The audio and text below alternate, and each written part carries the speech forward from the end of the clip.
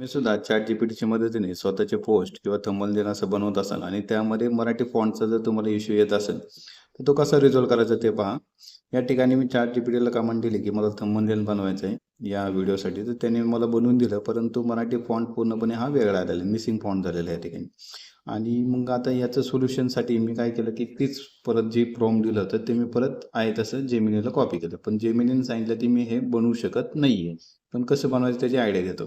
परंतु ChatGPTने ते मला बनवून दिलं, परंतु त्यामध्ये फॉन्ट मिसिंग होते. म्हणून मी ChatGPTला परत प्रॉम्प्ट टाकला, की मला तू याचा एक प्रॉम्प्ट बनवून दे, जसं तू आता फोटो बनवला. मग त्याने काय केलं, मला हा प्रॉम्प्ट दिला. हा प्रॉम्प्ट मी कॉपी केला आणि कॉपी केल्यानंतर तो जेमिनीला टाकला. आणि जसं मी तो जेमिनीला प्रॉम्प्ट टाकला, त्याने मला अशा प्रकारचा काय केला, थंबनेल या ठिकाणी बनवून दिला.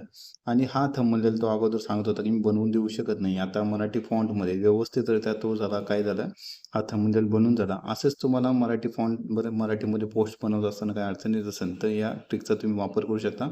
जेणेकरून मराठीमध्ये सुद्धा असे पोस्ट आणि थंबनेल तुम्हाला येऊ शकतात. अशाच ट्रिकसाठी आम्हाला फॉलो करा. धन्यवाद.